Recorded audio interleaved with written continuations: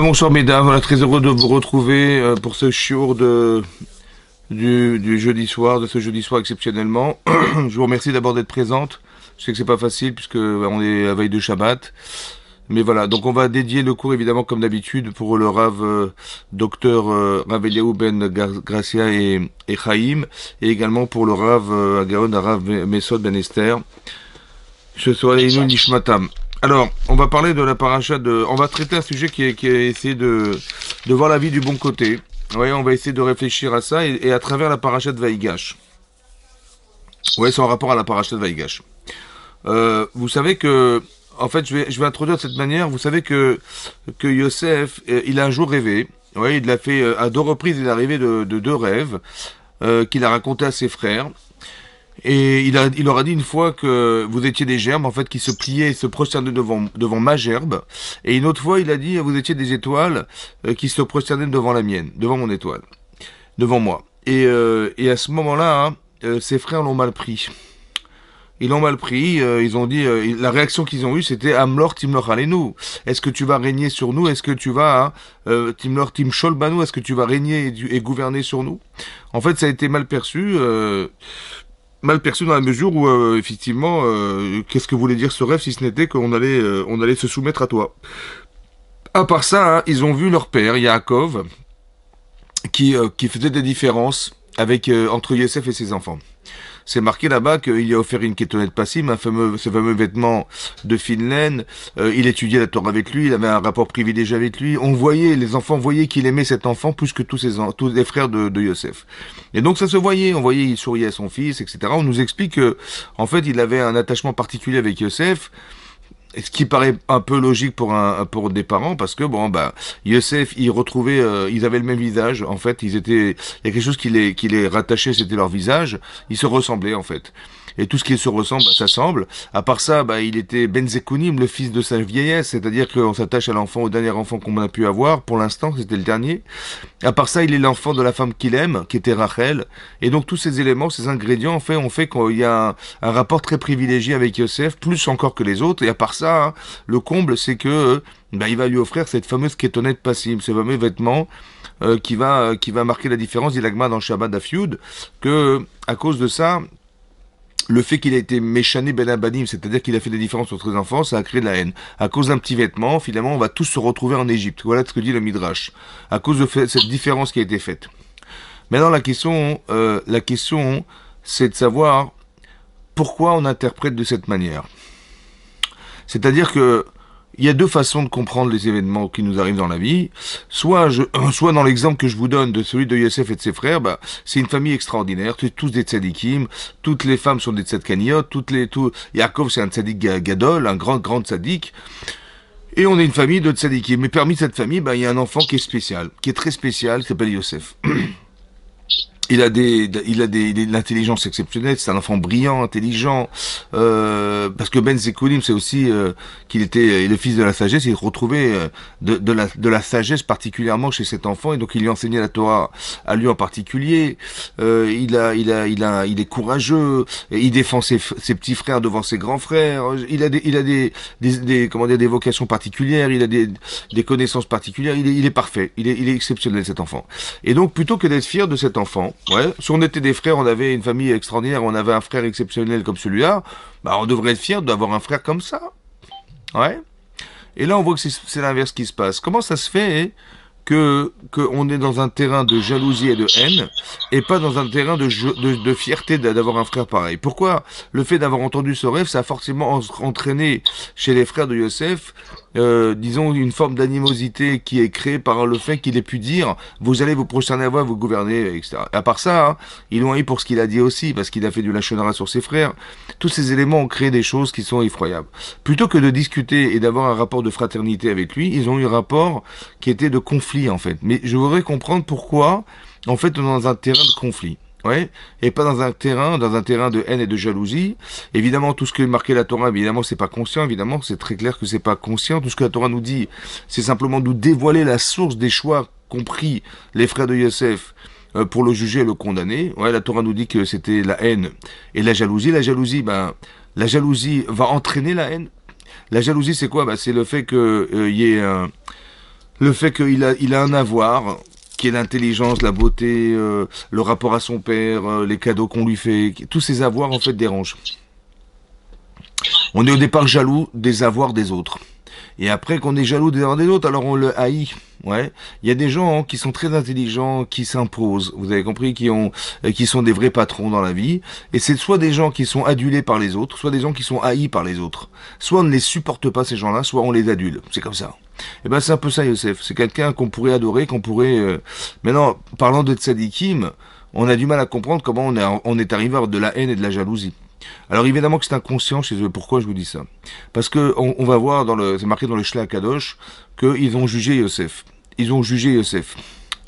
Et on peut pas juger quelqu'un qu'on haït qu'on ne désire pas voir chez soi. Vous avez compris, c'est la haine et la jalousie. La jalousie non plus, ça ne peut pas justifier la capacité qu'ont des juges de juger quelqu'un sur qui on est vengeur ou on est jaloux ou bien qu'on soit haineux. C'est impossible. On n'a pas le droit de juger des gens pareils. Et donc c'est effectivement et on est bien conscient que s'ils l'ont jugé, c'est qu'ils n'avaient aucune animosité vis-à-vis de lui. Ils ont trouvé objectivement qu'il était coupable d'avoir pensé se rebeller contre Yehuda, roi d'Israël. Comme ça, ils ont jugé la situation. C'est un rebelle, en fait. C'est un rebelle contre la royauté d'Israël. Et c'est ça que le Shla Kadosh explique en disant que, en se rebellant contre la royauté d'Israël, on se rebelle contre la Shekhinah, la présence divine. C'est pour ça que, quand on voit que dans le Midrash est marqué qu'ils ont associé Akadosh Baruch Hu au jugement, c'est pas qu'ils l'ont associé pour dire qu'Hachem était d'accord. C'est pour expliquer qu'en se rebellant contre Yehuda, on se rebellait contre Hachem. Et un Mored Bemalchut, quelqu'un qui se rebelle contre la royauté d'Israël, il est condamné à mort, c'est ce qu'ils ont pensé faire. Mais ils ont pensé légitimement. Ça veut dire qu'ils n'ont pas trouvé, si vous voulez, de motivation autre que la justice et l'objectivité du regard qu'ils avaient sur Yosef. Alors que la Torah nous dit non. C'était faux en fait. C'est pour ça que je dis que c'est inconscient. C'est inconscient, ça veut dire que la Torah nous dit simplement que derrière cette inconscience, derrière une inconscience, ouais, il y a quelque part des choix qui vont se faire et qui sont a priori consciemment réfléchis, et bien pensés, et qui en fait ils sont issus de la haine et de la jalousie. Maintenant, il faut corriger ce problème. Ça veut dire que ce que je suis en train de vous expliquer, c'est l'état d'être de la personne. Qu'elle soit consciente ou inconsciente, elle engendre un regard sur la réalité qui va faire que on va se plaindre, on va jamais penser que c'est bien pour soi, on va pas se sentir en capacité, on va se sentir mal aimé, on va se sentir, vous avez compris? C'est ça. En fait, d'avoir un regard qui est bienveillant, c'est d'être bienveillant. C'est d'être capable de pouvoir être saint d'esprit, d'être rassuré soi-même, d'avoir confiance en soi et aux autres, etc. Et donc ce terrain-là va entraîner un regard, un choix personnel. Et c'est ça qui va se passer. Maintenant, d'où vient cette incapacité à supporter Yosef? Alors j'ai pensé peut-être l'idée elle vient de là. Vous savez que Yaakov il a eu 2 femmes. Il y a marqué dans la Torah, Yehav Yaakov, il aimait Yaakov, Rachel, Miléa. Il aimait Yaakov, Rachel, mais plus que Léa.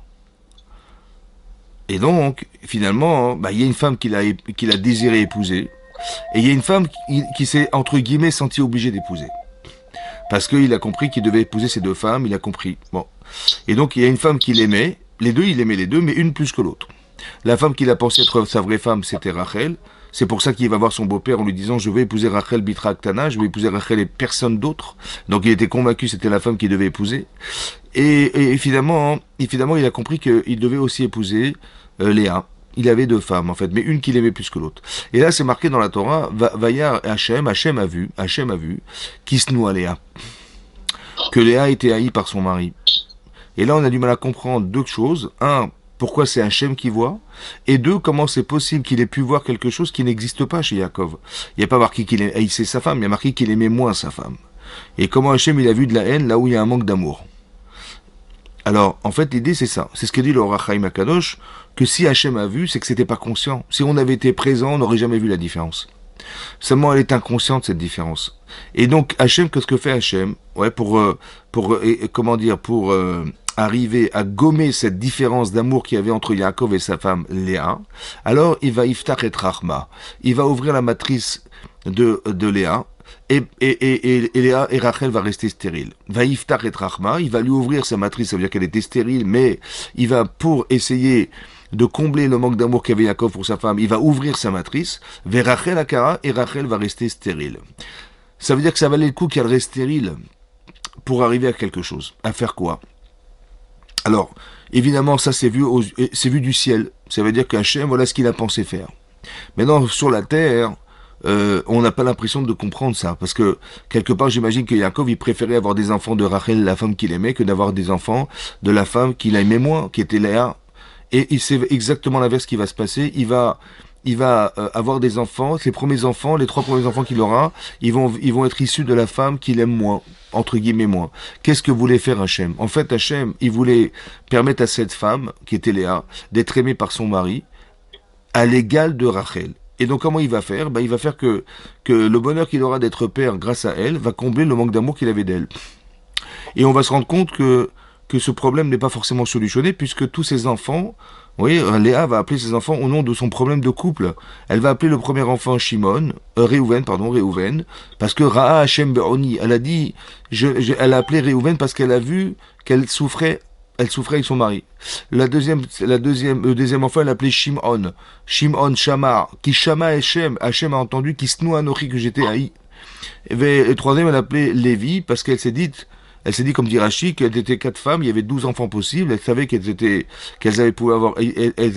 pouvaient avoir 12 enfants à 4, donc elle a pensé qu'elle devait avoir 3 enfants chacune, c'était légitime. Et donc elle a dit, voilà, j'espère que mon mari m'accompagnera. Oulay Apam Elavé Alaïchi, que mon mari m'accompagnera cette fois-ci. Lévi, c'est l'accompagner. Et donc elle appelle ses enfants au nom de sa souffrance de couple. Vous avez bien compris encore une fois que c'est la Torah qui nous dit qu'elle les a appelés comme ça. En fait, elle a transmis chez ses enfants le malaise qu'elle avait d'être la seconde. C'est-à-dire, elle était à l'ombre de sa sœur. Et ça se voyait, ça se ressentait. Et ben ça, hein, c'est ça que ça veut dire. C'est ça que ça veut dire. Ça veut dire que la différence qui existe dans un couple quand on est bien aimé ou mal aimé, alors ça entraîne des différences chez les enfants et vous allez vous rendre compte que ce malaise, en fait, il va être transmis aux enfants. Et quelque part, c'est ce terrain dont on parle aujourd'hui, c'est-à-dire que les enfants de Léa, ils vont pas supporter l'enfant de Rachel. Et qu'ils vont pas supporter non plus à la proportionnelle de ce que leur mère a vécu avec Yaakov, puisqu'elle se sent elle se sentait à l'ombre de Rachel, que eux aussi, ils vont remarquer que Yaakov, il va faire des différences. Il va faire des différences qui vont être mal perçues, justifiées par Yaakov Avinu. Vous comprenez bien que Yaakov, quand il offre la kétolet passim, on nous explique là-bas que, en fait, il a essayé de marquer la différence pour dire le vrai Bechor de la famille, c'est pas Réhouven. C'est Yosef, c'est le fils de Rachel. C'est pour ça qu'il offre un cadeau à cet enfant, une kétonnette passible. Il marque par la différence de vestimentation qu'il offre à Yosef pour me dire, voilà, je vous explique que c'est lui le Bechor. Et ça aussi, ça dérange. Ça veut dire, soit c'est mal compris, soit la différence, ouais, elle met encore de l'ombre sur les autres frères. Et ben pourquoi c'est comme ça? D'où vient ce terrain-là, inconscient? Il vient en fait du manque d'amour qu'a exprimé Yaakov pour sa femme au départ. Et c'est ça qu'Hachem a essayé de combler, ce qui n'a pas été forcément réalisé, puisque les enfants s'appellent au nom de cette souffrance de couple. Et c'est ça qui va se passer derrière. Comme si que le problème aujourd'hui, c'était d'arriver à comprendre que Yaakov, il va comprendre plus tard, ou bien Yosef va comprendre que la haine et la jalousie vient du fait de la différence mal supportée par les frères. Le manque d'affection qui pouvait être exercé par Yaakov vis-à-vis de ses enfants, et qui va faire qu'il va y avoir un décalage entre les enfants, c'est ça qui va entraîner la haine. En tout cas, ce que je vois d'ici, c'est que le regard qu'on a et l'explication qu'on peut faire autour de soi vient d'un sentiment, comment vous dire, de différence, un sentiment qui va justifier en fait l'interprétation d'un rêve. Quand on se sent pas bien dans sa peau, quand on se sent pas accepté par les autres, alors on va traduire ce qu'a dit Yosef, ouais, comme étant une imposition s'impose sur nous. Tu vas régner sur nous, comme tu vois, comme tu t'imposes parce que quelque part on a l'impression d'être à l'ombre de toi, puisque papa il fait des différences, parce que on voit qu'il t'offre des cadeaux, il a un rapport privilégié avec toi, il te sourit plus que nous, comment vous dire, il t'apprend la Torah, et tout ça c'est mal traduit en fait. Mais pourquoi on voit le mal? Vous avez compris? Maintenant je devrais me dire, on devrait se dire, mais on a un frère extraordinaire. Tant mieux, Baruch Hashem, qu'on a un frère pareil, Yosef, on n'est pas dans la fierté d'avoir un frère, mais dans le malaise de l'avoir. Et c'est ça que je vais essayer de comprendre. Pourquoi on n'est pas capable de voir du bon côté? Voilà. Vous avez compris? En fait, c'est un état d'être. C'est ça. Ça veut dire qu'on doit travailler non pas sur ce qui se passe autour de nous, mais pas de changer de décor, pas changer. C'est pas ça le problème en fait. C'est nous qui n'arrivons pas à voir juste. On n'arrive pas on a une sorte de filtre à l'intérieur de ses yeux qui nous font voir mal, quoi, qui nous font voir parce que on est anxiogène, parce que y a des gens perfectibles qui en fait ne vivent que sur du 100%. Et quand c'est pas 100%, bah ça marche pas. Pourtant, la Torah dit qu'on va d'après la majorité. Ça veut dire que le bon sens, c'est un peu plus que 50%. Si tu vois que les choses elles se déroulent normalement à 50% et plus, eh ben c'est comme ça que ça doit se passer tout le temps. Ça s'appelle une constante. Eh ben non. Tant que c'est pas du 100%, non. Parce que ça peut arriver, parce que je sais pas quoi. Et puis on vit avec des... Et pourquoi tu réfléchis comme ça? Pourquoi tu ne réfléchis pas autrement? Pourquoi je vous dis ça? Parce qu'il fallait que les frères fassent teshuva. Et ça a été la mission de Yosef. Il fallait faire teshuva. Comment on fait teshuva dans ce cadre-là? Alors vous allez vous rendre compte que lorsque Yosef il a découvert ses frères, oui, c'est-à-dire qu'ils sont finalement rentrés en Mitzrayim, il avait préparé en fait cette situation de quelle manière, dit le Midrash, parce que c'était la famine. On était déjà la deuxième année de la famine. Il y avait eu 7 années d'abondance. On était déjà la deuxième année sur les 7 années prévues de famine. Et donc la deuxième année, donc Yaakov, il a vu que en fait ils avaient de quoi manger, comme ça nous dit Rashi. La famille de Yaakov avait de quoi manger, mais autour d'eux, ils n'avaient pas de quoi manger. Et donc, il a dit, écoutez, on va pas faire de différence avec nos voisins, et je vous en prie, allez en Mitzrayim et allez acheter de la marchandise, comme ça, les gens diront que, pas qu'ils nous verront manger et qu'eux ne pourront pas manger, alors, on va acheter de la marchandise. Allez en Mitzrayim. Et donc, il leur dit, mais attention, ne passez pas par la même porte, comme ils étaient forts et beaux, alors il a dit, je veux pas que vous ayez la Inara sur vous, et donc, vous passerez par des portes différentes. Et donc, ils sont rentrés en Égypte, par des portes différentes. Et qu'est-ce qu'a fait Yosef en préalable? Il a demandé à tous les douaniers de marquer les prénoms des gens qui rentraient, ainsi que les noms de leurs parents. Et donc, il a laissé une liste à chaque douanier en disant, voilà, s'il y a des gens qui rentrent, il y a Reuven ben Yaakov, Shimon ben Yaakov, Lévi ben Yaakov, vous les convoquez chez moi. Et effectivement, ils sont arrivés en Mitzrayim, on les a donc attrapés à la douane et on les a fait se rencontrer pour aller retrouver Yosef. Et là, c'est marqué que lorsqu'il les a vus, oui, il s'est rappelé de son rêve. Et je vous lis ce qui est marqué.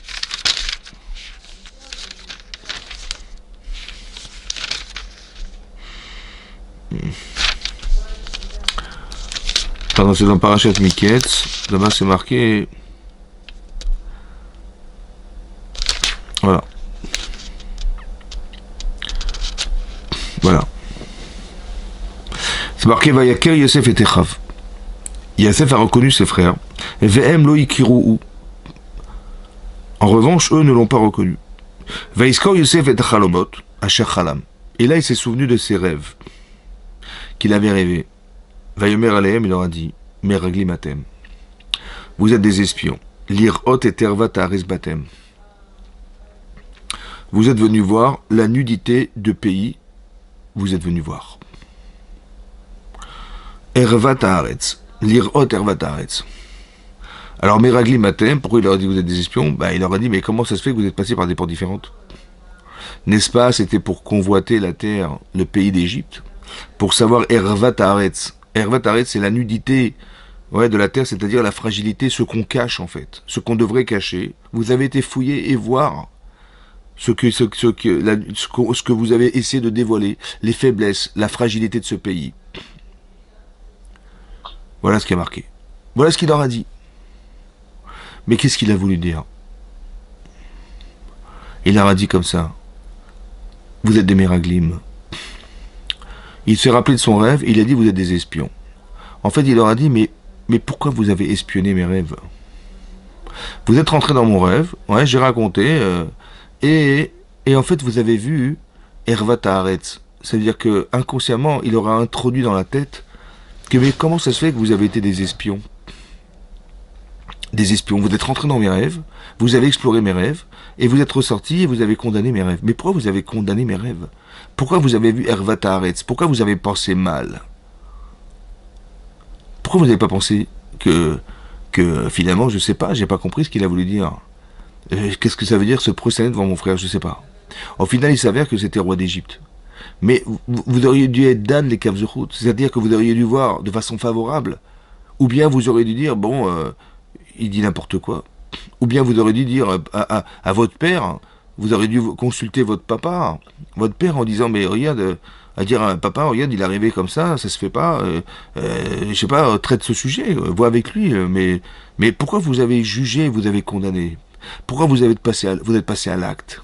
Pourquoi vous êtes passé du jugement de votre père? Pourquoi vous avez vu le mal? Vous avez pensé mal. Vous n'avez pas vu le bon côté des choses.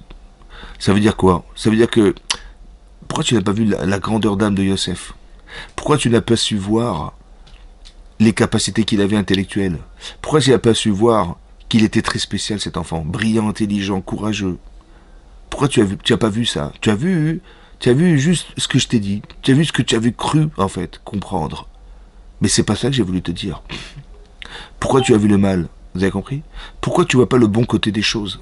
Tu essaies d'explorer Hervataretz, ce qui devrait se cacher, en fait, que tu dévoiles. C'est pas ça qu'on voulait que tu regardes. C'est ça qu'on voulait que ça reste caché. Ça doit pas être su, ça. Et pourquoi tu l'as regardé? Pourquoi tu as essayé de voir? Pourquoi tu as essayé de voir le mal? C'est ça qu'il a essayé de leur dire. C'est ça qu'il a essayé de leur dire. Vous avez compris?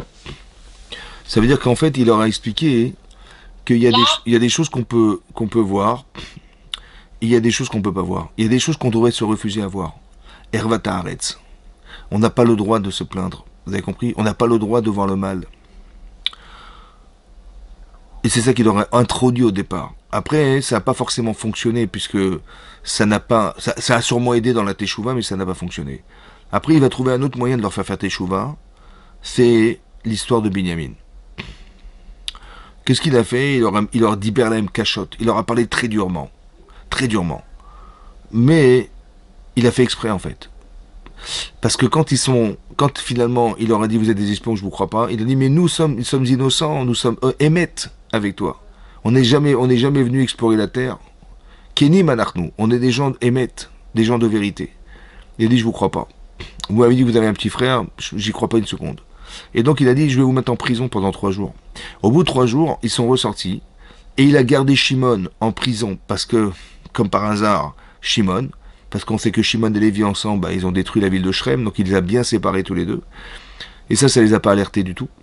À part ça, il a dit, écoutez, je ne veux plus vous voir. Donc vous allez acheter de la marchandise, mais je ne veux plus vous voir. Si ce n'est que vous me ramenez ce fameux Binyamin, là, vous m'avez dit que vous avez un petit frère, la prochaine fois que vous viendrez en Égypte, et lui il savait pertinemment qu'ils allaient revenir en Égypte, puisque de toute façon c'était la famine, et ça allait durer beaucoup plus longtemps que prévu. 7 ans, c'était énorme. Et donc, ils savaient qu'ils allaient revenir un jour, parce qu'ils allaient consommer ce qu'ils avaient acheté, ils allaient revenir un jour. Et donc, il leur a dit, je veux plus vous voir si vous ne me ramenez pas ce Binyamin, là, votre petit frère. Et donc, ils se partent. Et quand ils sont partis, tout de suite, ils ont dit, mais peut-être on nous a parlé mal, comme ça, on nous a fait mal. Pourquoi? Parce que quand Yosef criait dans le puits au secours, à l'époque, il y a 22 ans, tout à coup, Yosef remonte à la surface. Ça fait 22 ans déjà. Et il revient à la surface, ils se disent, peut-être que quand il criait mais sauvez-moi, ne me laissez pas comme ça, en tant que frère, on aurait dû avoir quand même un pincement au cœur. On aurait dû dire bon écoute, on est vraiment désolé. Excuse-nous, pardonne-nous, mais on peut pas faire autrement, on est obligé de te vendre. Et ça, ils l'ont pas eu. Alors il dit peut-être que la souffrance qu'on est en train de subir, elle vient réparer en fait le manque de souffrance qu'on n'a pas eu lorsqu'on t'a vendu. Mais tout à coup, il pense à Yosef. Ça veut dire que la souffrance, elle engendre un révélateur de conscience. J'avais pas envie de penser à Yosef. Même pas à l'idée. Vous avez compris qu'ils ont même pas pensé qu'il avait eu tort de le vendre. Non! Ils ont dit simplement, la vente, elle était légitime, elle était logique. Seulement la souffrance, c'est vrai, on n'a pas été très fraternels, c'est vrai. C'est ça qu'ils se sont reprochés. Et après, ils ont ouvert des sacoches. Et là, ils ont ouvert la sacoche. Lévi, il a ouvert sa sacoche. Il a retrouvé l'argent qu'ils avaient dépensé pour acheter la marchandise. Et là, ils ont tremblé. Mais pourquoi Yosef, il a remis cet argent? Encore une fois. Là, ils se sont vus comme des voleurs. Et ils ont tremblé. Mais qu'est-ce que voulait faire Yosef? En fait, qu'est-ce qu'il a voulu faire? Écoutez-moi bien. En fait, comment ça fonctionne dans le cerveau? Il y a une forme de corrélation logique qu'ont fait, qu'il a essayé de provoquer Yosef. De quelle manière? Quand vous voyez l'argent, vous voyez voleur. Vous voyez voleur, ça veut dire que les marchands qui ont vendu la marchandise, ils vont se plaindre de ne pas avoir été payés. Et ils vont réclamer leur argent. Et quand on va découvrir cet argent dans le sacoche, on va être des voleurs. Et des voleurs, ils sont condamnés à être des esclaves. Et quand on pense esclave, on pense Yosef. Vous comprenez comment ça marche? C'est-à-dire qu'il a mis l'argent, en fait, mais ils vont faire une corrélation logique. Voleur, condamnation voleur, voleur, prison, prison, esclave, esclave, Yosef. Vous avez vu? C'est ça qu'il a mis. C'est pour ça qu'il a mis l'argent.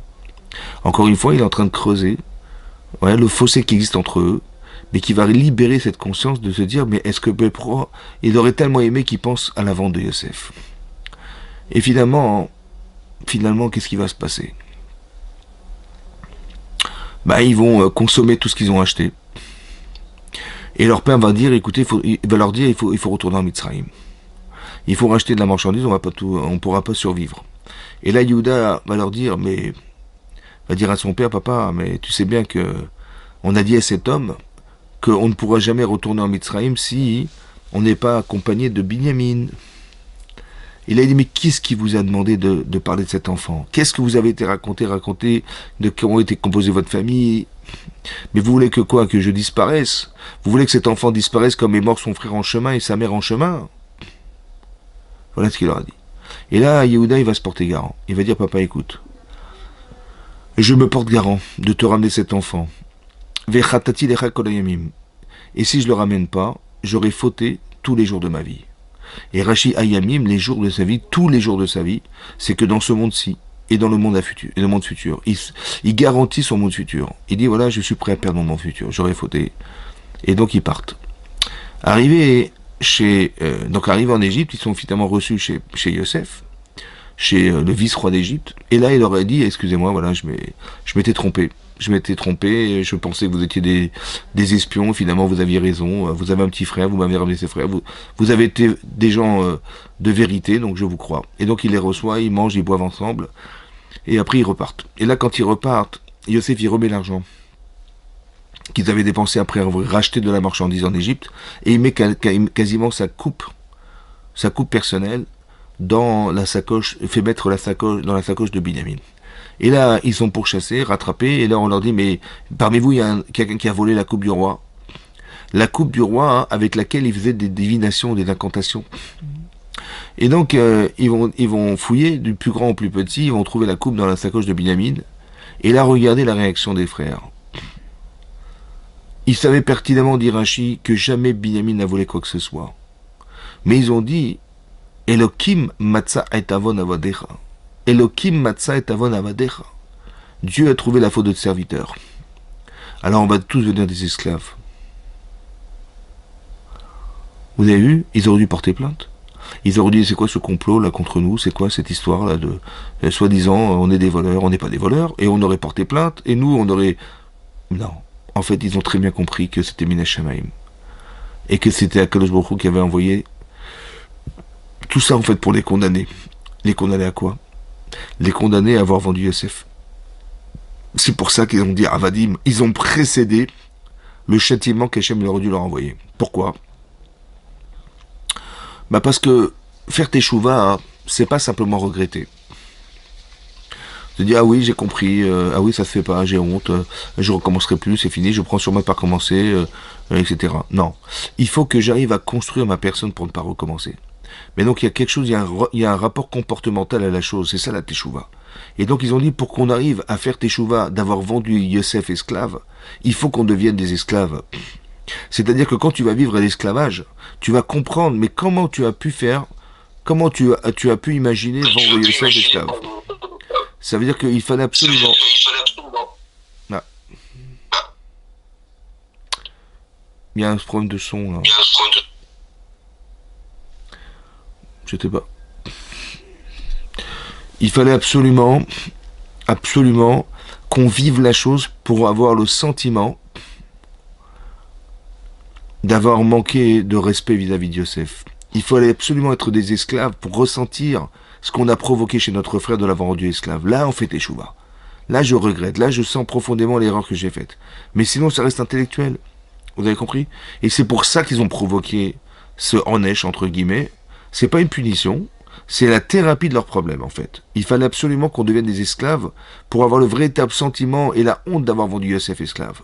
Il fallait avoir vécu l'esclavage pour se dire, mais comment j'ai pu rendre mon frère esclave? Ça n'a rien à voir les choses qui ont été vécues que les choses qui ont été sues. Ça n'a rien à voir. Et donc, ils ont provoqué ça. Et donc, qu'est-ce qui va se passer? Yosef, il va recevoir Yehuda. Yehuda, il vient, il fait sa plaidoirie devant son frère. Il lui dit, vous savez, nous sommes une famille un peu spéciale. Et mon père, il avait 4 femmes, ouais. Et il avait une femme qui a disparu, qui était Rachel, avec qui il a eu 2 enfants. Cette femme a disparu, elle est morte. Son fils Yosef est mort. Et il lui reste que Binyamin. Vous savez que si cet enfant quitte son père, il va mourir. Azav et Aviv va mettre. S'il quitte son père, il va mourir. À part ça, il lui a dit, vous savez, mon père, il aura l'impression, si vous regardez cet enfant, d'avoir perdu sa femme et ses 2 enfants le même jour. Il va porter ce deuil et ça va être insupportable, parce que Nafsho Kshora ben Nafsho, son âme est attachée à son âme. Et donc, si vous regardez cet enfant, vous êtes un criminel, vous tuez non seulement mon frère, mais vous tuez mon père. Et à part ça, je me suis porté garant. Et donc, j'aurais fauté toute ma vie si je ne ramais pas Binyamin. Et comment je pourrais retourner voir mon père sans cet enfant, de le voir dans un tel état, un état pareil, une déchéance morale insupportable, je ne pourrais pas supporter ça. Alors, vous savez, ce qu'on va faire, je vais prendre sa place. Voilà ce qu'il a dit. Ça, c'est Parashat Vaïgash. Je vais prendre sa place. Et laissez-le partir. Et là, Yosef, il n'a pas pu se retenir. Devant tous les gens qui étaient présents. Il n'a pas voulu faire honte à ses frères devant tout le monde. Lorsqu'il s'est révélé à ses frères. Et c'est marqué, il leur a dit, Ani Yosef, je suis Yosef, Aod Avichai, est-ce que mon père est vivant? Je suis Yosef. En disant ça, ils ont tout de suite compris le rêve. Ils ont dit, waouh, on avait cru que quand on s'était prosterné devant toi, c'était devant celui qui prétendait être le roi d'Israël. Parce que devant qui Yehuda il peut se prosterner, c'est pas possible. Et on s'est trompé, c'était roi d'Égypte. Vous avez compris maintenant qu'en fait ils avaient mal vu. Ils n'avaient pas vu le bon côté des choses, mais le mauvais côté des choses. Et c'est ça qui a provoqué la Teshuvah. Ils ont compris qu'ils ont fait une gaffe. Ils ont vendu Yosef, le pauvre Yosef, on l'a vendu pour rien. Que mon père, il a porté un deuil pendant 22 ans, il a pleuré son fils sans trouver de Menoucha pendant 22 ans, et c'est de notre faute. Et tout, ils ont eu une honte incroyable. Veni va alumi panav, ils étaient estomaqués devant lui, épouvantés devant lui. Ils avaient une honte très profonde vis-à-vis de Yosef et vis-à-vis de leur père, qui a dû porter ce deuil pour rien, quoi, finalement pour rien. C'était une erreur d'interprétation de rêve. Et là-bas, il leur a dit, est-ce que mon père est vivant? Et ça, on ne comprend pas. Et alors, le Midrash explique que Rabbi Eliezer ben Rabbi Shimon, il a dit, Oy lanu miyamadin, malheur à nous le jour du jugement. Oy lanu miyamatoracha, malheur à nous le jour de la réprimande. Que si déjà Yosef, qui était le plus petit des enfants de Yaakov Avinu, lorsqu'il a dit Ani Yosef Aod Avichai, ils avaient honte. Alors, devant Akadosh Baruch Hu, Alachat Kamavekama, qu'on devrait avoir honte. Et donc là-bas, on ne comprend pas quel était le reproche en fait. Aod Avichai, quel est le reproche? Alors le reproche, il est comme ça. Yehuda, il a fait sa plaidoirie en expliquant que finalement, ce que devait faire Yosef en conservant Binyamin, c'était un acte criminel vis-à-vis de Binyamin et vis-à-vis de son père. Parce que si vous gardez Binyamin, vous tuez mon père. Nafsho Kshora ben Nafsho, son âme est attachée à cette âme, à l'âme de cet enfant, il ne pourra pas subsister à ça. Alors Yosef lui dit, je suis Yosef. Aod Avichai, selon toi mon père est vivant. Ça veut dire, tu savais bien combien mon père était attaché à moi. Tu savais bien combien il m'a été difficile de quitter mon père. C'est étonnant que tu n'aies pas pensé comme tu penses avec ton frère Binyamin, que j'aurais pu mourir, comme tu prétends que Binyamin aurait dû mourir, de chagrin. Ou bien, que mon père serait déjà mort depuis longtemps. Comment ça se fait que tu n'y as pas pensé, comme tu penses et tu t'engages vis-à-vis de Binyamin? N'est-ce pas qu'entre nous il y a un parti pris, qui est de haine et de jalousie, qui fait que Tu t'es senti le devoir de me condamner à être vendu esclave, alors qu'en vérité, comme avec Biami, tu aurais dû te porter garant pour moi, tu aurais dû essayer de me rechercher, tu aurais dû être sensible au fait de voir ton père qui portait un deuil qui n'avait pas raison d'être. Comme là, tu me dis, mais comment je pourrais retourner voir mon père sans cet enfant? C'est pas possible. Vous avez compris ce qu'il est en train de faire, Youssef? Il est en train de faire teshuva à son frère, en train d'éliminer la haine, en fait. Ça veut dire qu'une souffrance qui amène à une teshuva extraordinaire, ici. La honte de soi. Pour éliminer, en fait, ce mauvais regard qu'on a pu avoir un jour dans la vie. C'est-à-dire que on doit être à l'aise avec la capacité de faire teshuva, c'est pas de la religion. C'est d'essayer d'éliminer, quelque part, ce qui va entraîner chez nous une mauvaise façon de voir la vie. Vous avez compris? Il faut nettoyer tout ça. Il faut être heureuse de vivre. Il faut être... Et je vais vous expliquer pourquoi c'est comme ça. C'est aussi marqué dans la paracha de Vaïgash que lorsque finalement Yosef il va retrouver son père, c'est marqué que Yaakov il va rencontrer Paro. Et il va lui dire la chose suivante. Il va marquer Vaïmer Paro et Yaakov. Paro il a dit à Yaakov en trouvant Yaakov, Kama yeme shene chayicha. De combien sont les jours des années de ta vie?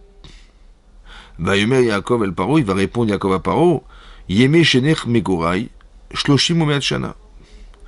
Les jours des années de ma vie, de mes pérégrinations, elles étaient de 130 ans. Veraim, Me'at Veraim. Elles sont peu nombreuses, et Raim est mauvaise.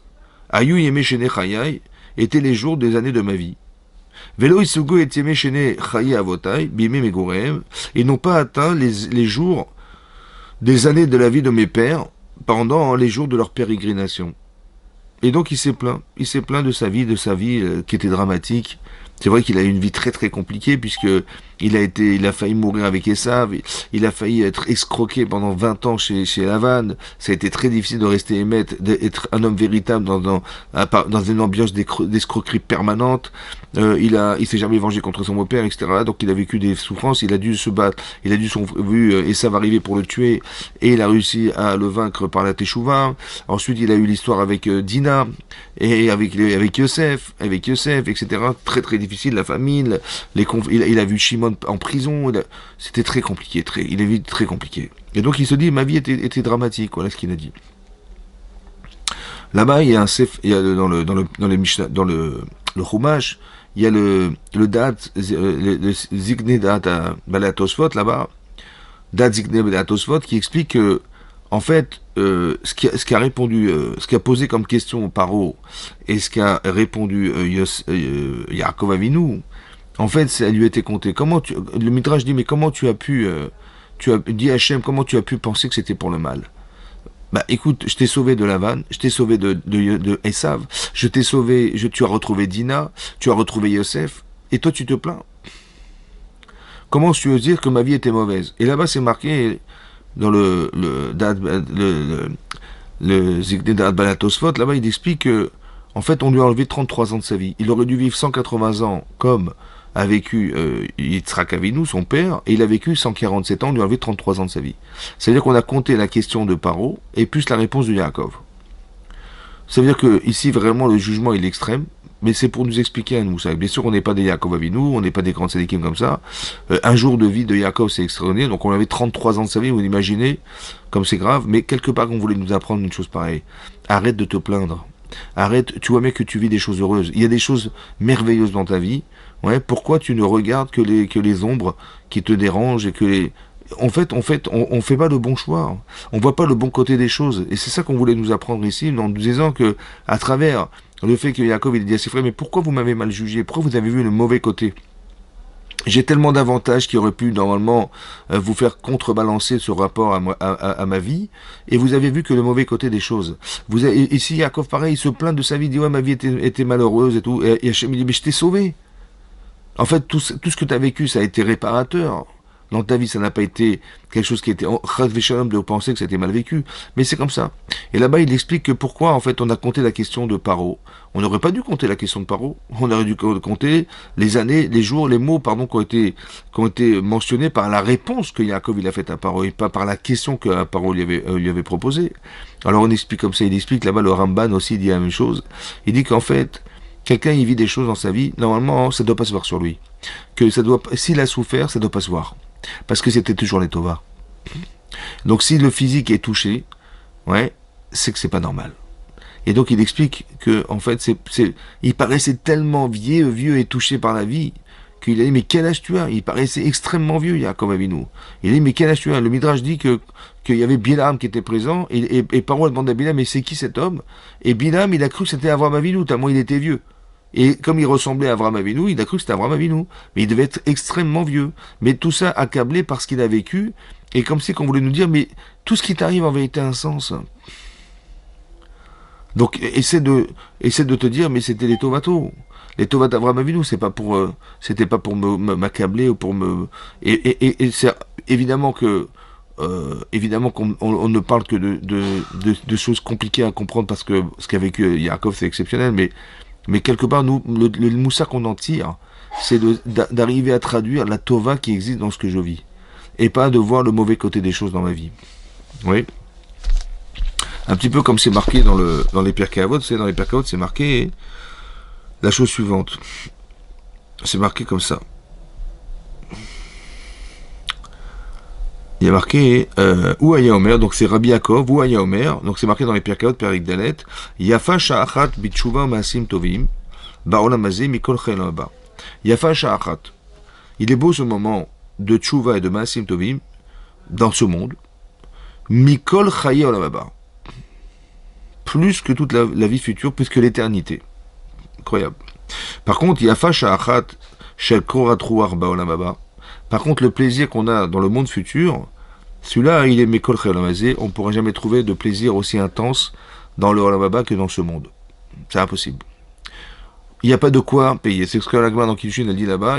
Rabbi Shimon, il a dit que quand on fait des mitzvot, on ne peut pas recevoir le salaire des mitzvot dans ce monde. Et c'est l'halakha. C'est-à-dire que quand on fait une mitzvah, on ne peut pas prétendre attendre que quoi que ce soit dans ce Olam Hazeh, que tout est réservé dans le monde futur. Pourquoi ? Alors le Rav Dessler, il explique pourquoi. Il dit parce que si vous deviez concentrer tous les plaisirs qu'une personne a pu avoir dans sa vie, concentrer sur tous les habitants de la Terre depuis la création du monde jusqu'à la fin des temps, ça veut dire que c'est énorme, énormissime, ça ne peut pas payer une mitzvah. Yafa koratruar ba'olam haba, plus que tout là, ça veut dire que tout ce qu'on peut avoir concentré de plaisir dans ce monde, sur tous les habitants de la Terre, toute leur vie, depuis la création du monde, ça ne peut pas combler une seule mitzvah. En termes de koratruar, ça veut dire de plaisir, de satisfaction personnelle. Ça n'existe pas. Ça n'existe pas. Pourquoi ? Parce qu'en fait, l'Olam Haba n'est pas monnayable. Il n'y a pas de quoi payer. C'est pour ça qu'on ne peut pas recevoir de salaire dans ce monde. C'est éternel, ça ne peut pas se payer. Par contre, il y a quelque chose qui est beaucoup plus fort que l'Olam Haba. C'est les instants de Tshuva Ma'asim Tovim. C'est ça qui est marqué, la Gemara dit aussi dans Kiddushin, et c'est ce qui est marqué dans la paracha de Lech Lecha et dans la paracha de Vaishlach. C'est marqué là-bas que quand Yaakov il a gagné la guerre contre les 4 rois qui ont battu les 5, Hachem lui a répondu Altira, n'aie pas peur Avraham, Sracha Arbe Meod, ton salaire il est très grand. À quoi ça venait répondre ? Rachid expliquait que on lui a fait tellement de miracles. Yaakov, Avraham il a survécu à la fournaise ardente dans laquelle il est rentré, jeté par Nimrod. Et à part ça, il a gagné la guerre contre les 4 rois, ils étaient 2, il y avait Eliezer et lui, et ils ont gagné la guerre. Comment ? En jetant du sable, qui sont devenus transformés en flèches et en lances, et ils ont gagné la guerre. Comme ça, des miracles incroyables. Et donc Avraham, il a eu peur, parce qu'il devait mourir. Comment il aurait pu survivre à la guerre qu'il aurait dû faire contre les 4 rois qui ont battu les 5 ? Il a survécu Bénès. Et on sait pertinemment que quand on fait un miracle à quelqu'un, on est menaké misruotav. C'est-à-dire on lui retire, on gomme, on vide son lababa pour lui donner la vie. D'un côté, c'est marqué qu'on ne peut pas remplacer le salaire dans ce monde des mitzvot. Ça peut pas se payer, ça. Par contre, là, on voit hein, qu'on peut retirer du Olam Haba, on peut payer de son Olam Haba, ouais, pour faire qu'une personne qui devait disparaître a eu le miracle de survivre. Comment c'est possible? Comment c'est compatible? Alors, on se rend compte, c'est ça qui est marqué dans les Pirkei Avot, que Yafa Sha'achat. Ça veut dire que on peut, pour faire vivre quelqu'un, ça vaut le prix de tout l'Olam Haba. Pourquoi? Parce que si vous vous rendez compte de la chance que nous avons, le bonheur d'être juive, le bonheur de savoir qu'on est Metsuvé VOC, c'est-à-dire que on est ordonné par les mitzvot, que le seul et unique occasion qu'on a de grandir, de réussir à atteindre le plus haut, le plus élevé des Olam Haba qui existent, c'est sur la terre. Et ça, c'est un bonheur extraordinaire qu'on devrait avoir en tête depuis toujours, que le temps, on ne peut pas le tuer. Parce que chaque seconde qu'on peut exploiter en Tchouva ou Maasim Tovim, ou en Limoudat Torah, ou tout ce que vous voulez, eh ben ça ne peut pas se remplacer dans le monde futur. Ça veut dire que à 120 ans, on va stagner là où on se trouve. On ne pourra pas évoluer plus encore. Le seul et unique moyen de le faire, c'est sur Terre. Alors pourquoi on n'est pas heureux et heureux de se dire, mais c'est extraordinaire, on a été créé Betselem Elohim, à l'image d'Hachem, on a une neshama très très spéciale que les nations du monde n'ont pas. Mais pourquoi on n'est pas capable de se rendre compte du bonheur que nous avons d'être ces gens-là? La probabilité d'être juif sur la Terre, elle est infiniment petite. Sur 8 milliards d'habitants, ça veut dire 8 et 9 zéros, on n'est que 15 millions d'habitants juifs. Voilà. Ça veut dire qu'on a 0,002% d'être juifs. Mais c'est un bonheur. Ça veut dire que, pourquoi on ne voit pas le bon côté des choses? Pourquoi on ne se rend pas compte que c'est extraordinaire ce que nous vivons? Et on est toujours en train de penser mal, on s'est dit non, c'est dur, on n'a pas de plaisir. En fait, le plaisir est énorme. Il devrait être énorme. C'est comme il ramène le Rav Strassman, il dit, si quelqu'un, imaginez-vous, il s'est coincé la main hein, entre la porte et le poteau de sa maison, et quelqu'un, par accident, il a fermé la porte, il avait ses mains là-bas, ses doigts là-bas, et on lui a écrasé les doigts. Et il est en train de crier, ah, au score, au score. Et tout à coup, on lui annonce qu'il a gagné au loto 150 millions d'euros. Et il a plus mal, hein. Il a plus mal. C'est-à-dire que le bonheur efface la douleur. C'est-à-dire que si on se plaint, ou si on voit mal, c'est qu'on n'est pas bien. En fait, on n'est pas heureuse. Il y a quelque chose, il y a un terrain dans lequel on se trouve, un état d'être, un état d'âme, qui en fait nous amène pas à penser juste. Comme si que ce filtre-là, il fallait absolument l'éliminer. Comment ça s'explique ça? Alors peut-être l'idée c'est comme ça. Comment ça se fait qu'on a du mal à dire du bien des gens, mais ça nous est facile de critiquer les autres? Comment ça se fait? Quand on vous demande, tiens, parlez-moi de cette personne, on va écrire une paracha sur les défauts, et par contre, de dire du bien, j'ai du mal. Laissez-moi réfléchir, du bien, mais attendez, comment ça du bien? Laissez-moi réfléchir. On a beaucoup de mal à trouver du bien des gens. Par contre, de dire du mal, c'est facile. À tout de suite, là. Comment ça se fait? En peut-être l'idée, c'est la suivante. L'Agma, elle dit dans Sanhedrin que lorsque l'enfant naît, il est tout de suite pénétré du Yetzer Hara. C'est pour ça que c'est marqué dans la paracha de Bereshit qu'un enfant, il est Ra Mineorav. Ra Mineorav. Il est mauvais depuis qu'il est petit. Ça veut dire que les enfants, ils sont considérés comme des enfants mauvais, bizarres. Ra Mineorav. C'est quoi le Ra? Le Ra, c'est comme R. R, il était Ra Bene Hashem. Ça veut dire qu'il était égoïste. Un enfant est égoïste. Un enfant, il va pleurer pour avoir son biberon, il va pleurer pour qu'on lui change sa couche, il va exiger ça, il va réveiller ses parents en plein milieu de la nuit, il n'a même pas honte mais il n'a pas conscience. Oui, c'est ce qu'on appelle Ra.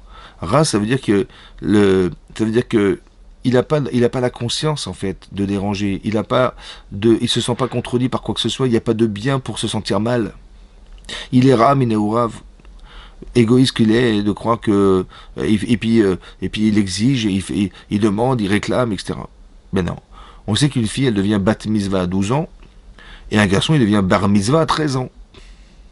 Mais non, ça veut dire que quoi? Ça veut dire que son Yetzer Hara, il a 12 ans d'âge, et la fille, elle vient de recevoir son Yetzer Hara Tov le jour de sa bat mitzvah, de ses 12 ans.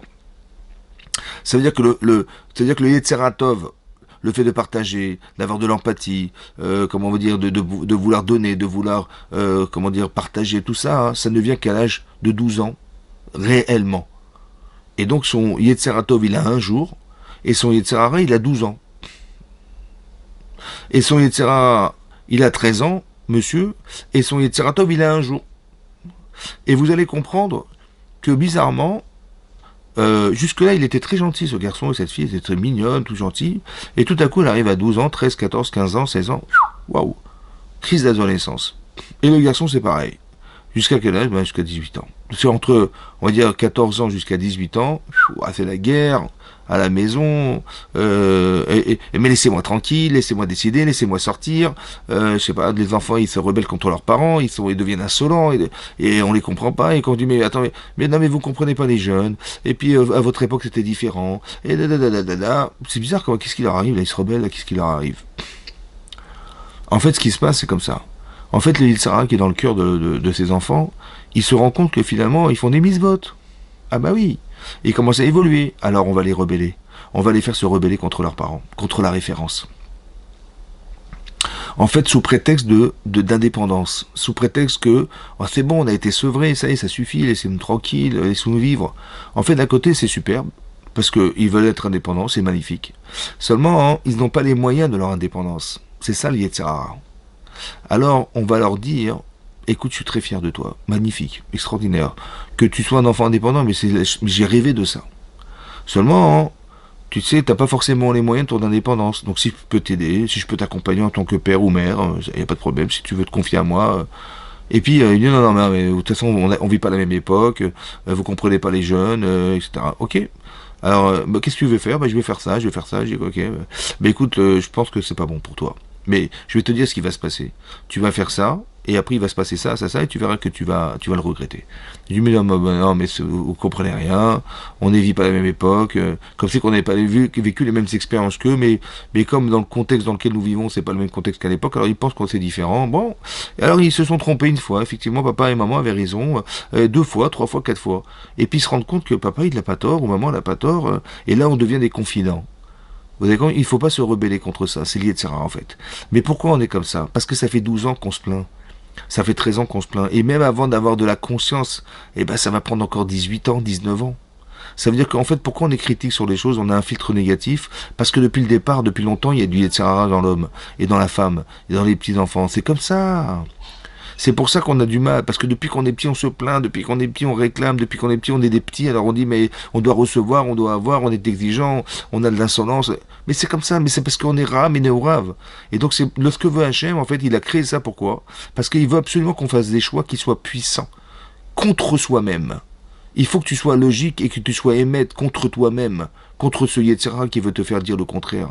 C'est-à-dire que on n'est pas bienveillant, ou alors on n'a pas confiance en nous, ou bien on n'est pas capable de voir du bon côté des choses, parce que ça fait très longtemps qu'on voit du mauvais côté des choses. Ça fait très longtemps, c'est pour ça qu'on est plus critique que bienveillant. Est-ce que d'être dans les caves de route, combien c'est compliqué? Parce qu'en vérité, c'est un travail à faire, qui est entre guillemets contre nature. Il faut que tu sois capable de valider, de construire, de creuser en toi, dans ton cœur, des vérités. Et c'est à contrario de ce que tu ressens. Voilà. Vous avez compris? C'est ça qu'il faut faire. Voir du bon côté, c'est-à-dire de comprendre la chance que nous avons. La chance d'être juif, mais c'est incroyable. Ouais, c'est ça. En fait, le tableau, il est magnifique. On peut avoir un Olam qui est extraordinaire. On a la chance de pouvoir faire des mises-votes. On est orthodoxe, on a la Torah, on a tout pour nous. Alors on peut pas se plaindre. Ce bonheur-là, il peut pas être moins fort que les petits soucis qu'on va avoir dans la vie. C'est pas possible. C'est comme si, je sais pas moi, vous allez voir votre grand-père. C'est bon. Votre grand-père, il a 92 ans et vous allez le voir, le rendre visite. Bon. Et puis quand vous rentrez, il dit ah ma chérie, tu es venue me voir, oh là là quel plaisir, mais viens, assieds-toi, comment ça va papy? Ça va très très bien, ça va très très bien, Baruch Hashem, tout va bien et tout. Et puis vous servir un café, il est tout souriant, il est tout heureux, il a envie de chanter carrément. Bon, en vérité, 92 ans, il est seul, il peut être veuf, il a rien à faire de la journée. il est sur une chaise roulante. Je sais pas, moi, il fait sur lui, le pauvre. Il faut le changer, il faut quelqu'un qui vienne le faire à manger.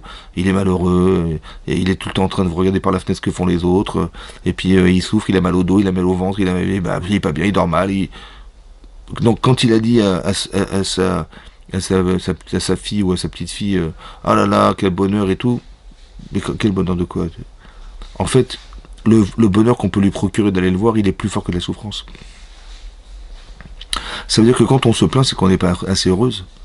On n'est pas capable de voir du bon côté parce que l'état d'esprit dans lequel on est, l'état d'âme dans lequel on est, il n'est pas suffisamment heureux. Il faudrait qu'on arrive à se rendre compte de la chance qu'on a, le bonheur qu'on a de faire de ce que nous sommes. Le bonheur d'avoir des enfants, mais c'est un bonheur d'être marié, d'un bonheur d'avoir une parnasse, c'est un bonheur d'avoir tous les privilèges. C'est ça que qu'Hachem il a dit à Jacob, mais comment tu as pu dire que ta vie était malheureuse? Et même ce qui nous arrive, c'est forcément réparateur. Vous avez compris? Soit conscient, soit inconscient. Quand les frères de Yosef, ils ont dit, écoutez, laissez tomber. Elohim matzat avonavadecha. C'est Dieu qui a trouvé sa faute, la faute de tes serviteurs. Ils ont très très bien compris en quoi ça venait réparer leurs problèmes. Vous avez compris ça? Et donc ils ont proposé Eved. Ça veut dire que maintenant, si on peut faire teshuva, c'est super. Parce qu'en fait, il y a un virus qui se balade dans les 12 enfants, qui va rester jusqu'à aujourd'hui, malheureusement. Parce que la sinatrinam, c'est ce qui a détruit le temple. Et c'est ce qui doit être solutionné par nous, par chacun d'entre nous. Donc on devrait être heureux de savoir qu'on connaît exactement notre problème et on sait exactement que la seule manière de pouvoir s'en sortir, c'est la fraternité, c'est le partage, c'est la compassion, c'est l'empathie. Voilà ce qui nous manque. L'amour chinam, quoi. D'aimer bechinam. Ouais, pour combler le manque d'amour, peut-être que Yaakov il a eu vis-à-vis de Léa et qui a pu entraîner tout ce qu'on a pu voir dans l'histoire. Et c'est pour ça qu'aujourd'hui, on est là pour arriver à apprécier l'autre, ouais, d'aimer son prochain comme soi-même. Ça veut dire de pouvoir faire en sorte que c'est ça le Klal Gadol Batorah. C'est la bonheur de savoir qu'on va vivre ensemble. On va partager des choses ensemble. La solidarité, la communication. Et ça, c'est très important. En couple, dans notre petit foyer, dans notre environnement. Ouais, plus on peut partager, et plus on est heureux. Et quand on partage de la Torah, c'est encore plus fort. C'est pour ça que la Knesset Sefer Torah que vous avez fait, Madame Fedida, elle est fantastique parce que elle nous a tous unis autour de la Torah. Voilà, c'est le plus beau moment qu'on peut imaginer vivre. Et bien ce bonheur-là, on doit le cristalliser en nous et d'arriver à ce que, grâce à ça, on puisse voir toujours les choses du bon côté et que ça puisse apporter beaucoup de nachat à votre mari, là où il se trouve, Hachem, parce qu'il a du nachat de voir ses enfants et ses petits-enfants, son épouse aussi qui est là pour lui. Et ben ce shiur-là, il lui apporte beaucoup de nachat, Bezat Hachem. Et tous les shiurim que vous faites, que ça lui apporte que du bonheur, du nachat dans le Olam Haba. Merci beaucoup de m'avoir suivi, mesdames.